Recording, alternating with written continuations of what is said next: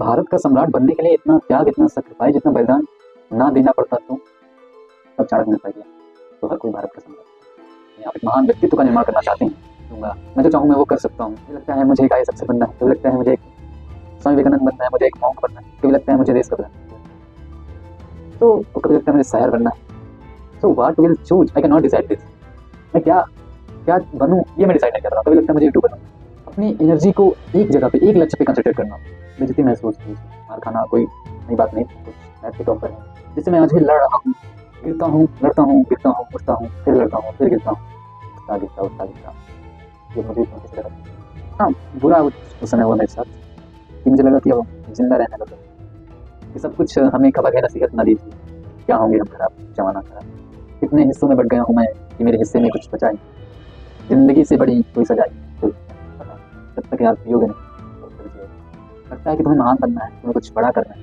तो ये दुख, ये ताने, ये जमाने के जो अफसाने जो कहते हैं, इन्हें पीना पड़ेगा।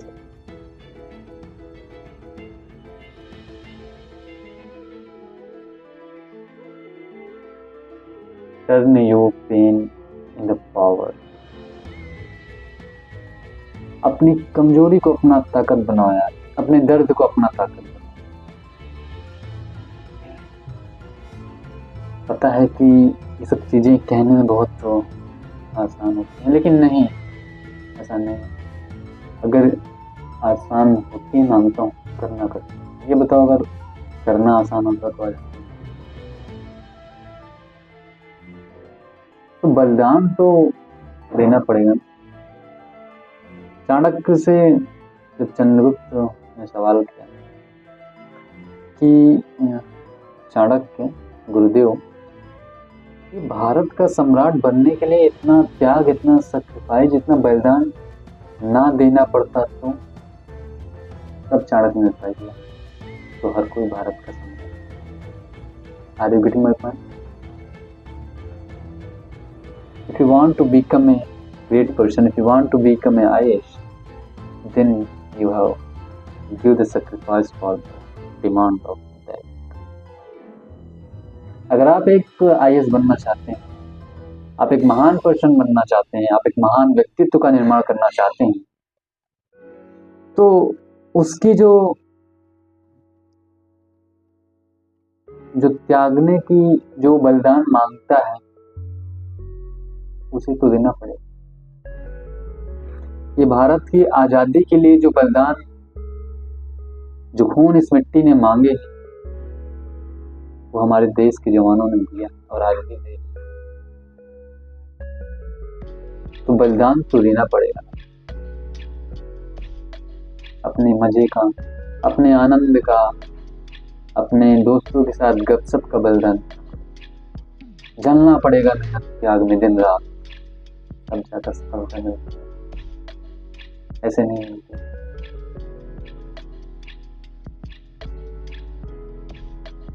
हालांकि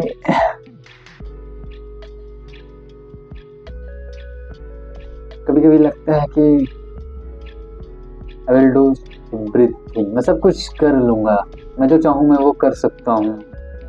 ऐसा मुझे भी लगता था 10th में काफ़ी हमने मेहनत किया था। तो 10th में मैंने जाना कि, और मैं एक कोर्स बैठ किया कि इंसान जो चाहे वो कर सकता है। मैं कह रहा हूँ जो चाहे वो कर सकता हूँ, लेकिन मैं चाहूँ क्या ये मैं नहीं कर पा रहा हूँ। कभी लगता है मुझे एक IAS अफसर बनना है, कभी लगता है मुझे एक स्वामी विवेकानंद बनना है, मुझे एक मॉन्क बनना है, कभी लगता है मुझे देश का प्रधान, तो कभी लगता है मुझे शायर बनना है। So what will choose, I can not decide this. मैं क्या बनूं ये मैं डिसाइड नहीं कर रहा हूँ। कभी लगता है मुझे यूट्यूबर बनना। तो अगर आप ये चीज कर लेते हैं, अपनी एनर्जी को एक जगह पे, एक लक्ष्य पे कंसंट्रेट करना, एक जगह पे फोकस करना, आपके लिए बहुत ही लाभकारी था। एक बार जब मैं 10th में था तो एक कहानी सुनाता हूँ। तो ऐसे ही एक बार कोई स्कीम आई, जैसे कुछ अपना बल्ब में रिपेयर करके देना था। तो 2-3 लोग थे मेरी क्लास में, तो मैंने कहा यार मुझे भी ग्रुप में शामिल कर। हालांकि वो जो स्कीम थी वो हमारे क्लास में नहीं बताई गई थी, तो वो 3-4 लोग सर के पास गए थे। तो फिर सर ने परमिशन दे दी, बोले तुम भी अपना कोई प्रोजेक्ट बना लो। तो मैं बोला मुझे भी शामिल करो प्रोजेक्ट, तो फिर वो नहीं किया था। तो मुझे काफ़ी बेइज्जती महसूस हुई उस समय। मुझे बुरा इस बात का नहीं लगा कि उसने मुझे इन्वॉल्व नहीं किया, मुझे बुरा इस बात का लगा था कि उसने दूसरे को इन्वॉल्व किया।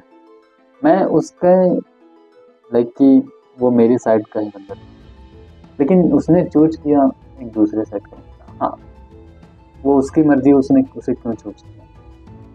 तब मेरे अंदर एक जुनून जागा, और इसी समय 10th में यार वो सर हमें स्क्वायर रूट याद कराया था। तो उन्होंने ऐसे ही बोला कि 1 से लेके 50 तक का कल में वर्गमूल। तो मुझे लगा यार मजाक है, चलो कोई बात नहीं, निकल जाएगा।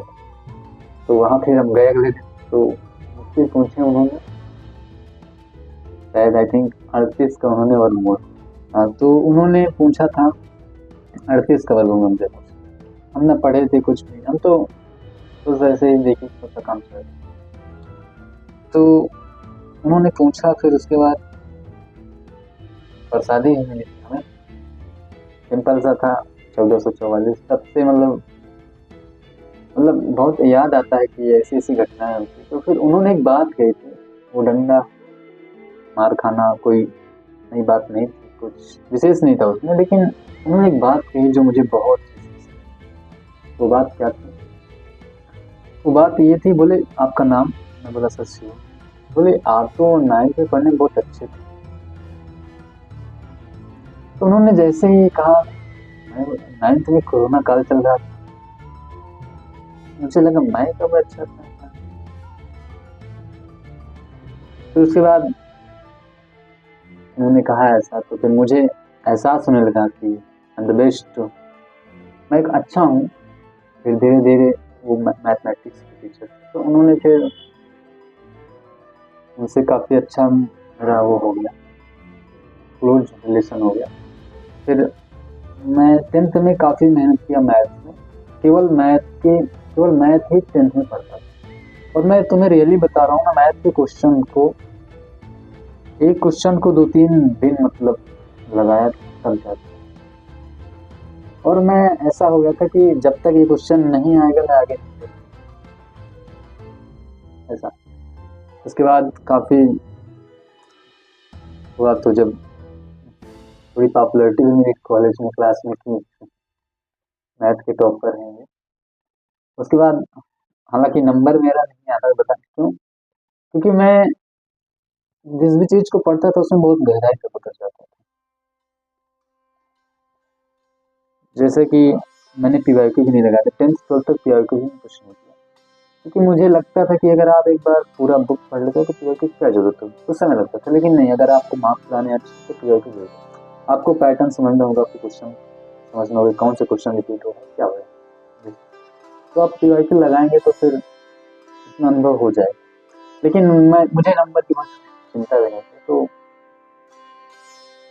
ऐसा हुआ कुछ, फिर काफ़ी मुझमें भी कॉन्फिडेंस आने लगा। फिर हाँ, फिर मैंने स्पीच सोचा कि मैं भी स्पीच दूंगा।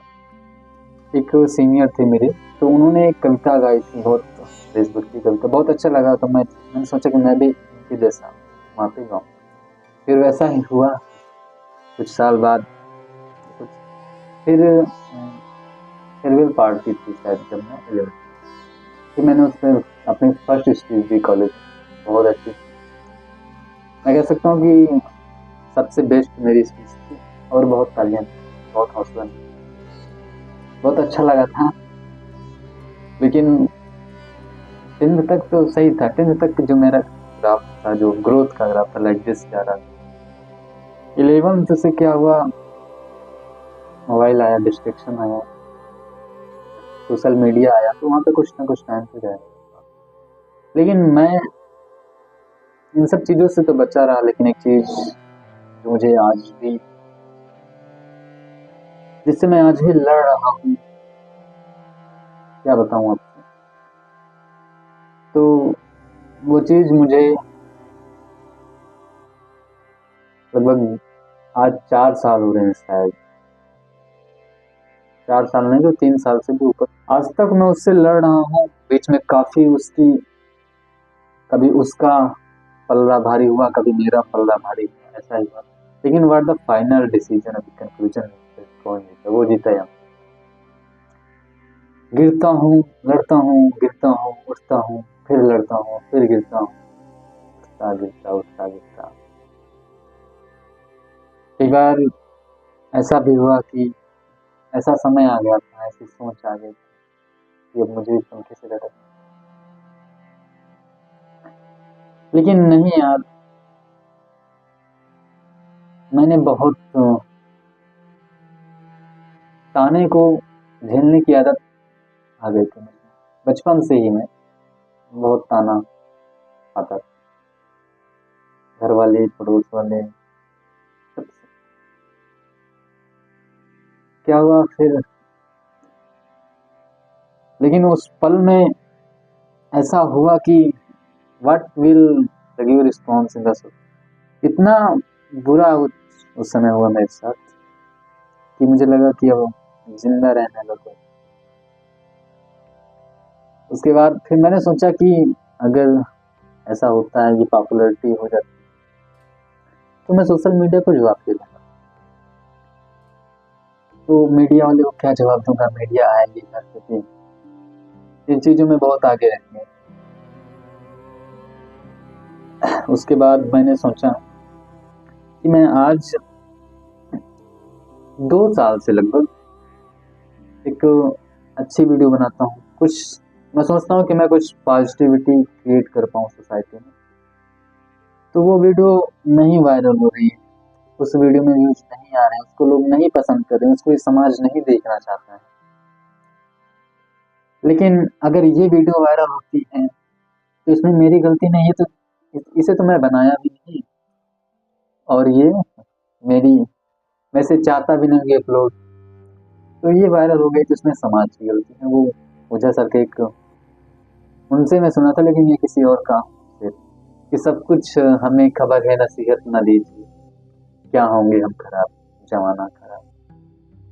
तो मैंने सोचा कि मैं ऐसा कहूँगा, फिर मैं इसे प्रूफ करूँगा किसी के, कि जब मैं वीडियो अच्छा बनाता था तब तो सोसाइटी नहीं देखती थी, समाज नहीं देखती, और एक गंदा वीडियो आया तो उसे देखना पसंद करे, इसका मतलब सोसाइटी गंदा देखना चाहती, समाज गंदा देखना चाहती। तो सब कुछ मुझे खबर है, आप नसीहत कीजिए, क्या होंगे हम खराब जब जमाना ही खराब।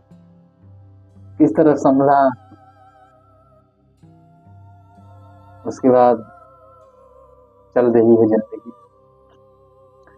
कितने हिस्सों में बट गया हूँ मैं कि मेरे हिस्से में कुछ बचा है, जिंदगी से बड़ी कोई सजाए, जो क्या बताएं यार। आज भी जब मैं क्या बताऊँ आपसे, जब मैं सोचता हूँ तो बहुत बड़ा बड़ा सोचता हूँ, उसके बाद मैं ओवर थिंकिंग का शिकार भी रह चुका हूँ, बहुत डिप्रेशन में मैं उस समय रहा, लेकिन आज संभल संभल रहा हूँ, मुझे लग रहा है ऐसा कि मैं सही रास्ते पे जा रहा हूँ। और फिर ये दर्द जिससे मैंने बात शुरुआत की अपने, जब तक यार पियोगे नहीं तब तक जियोगे, दर्द पीना पड़ेगा, दर्द को पीना पड़ेगा,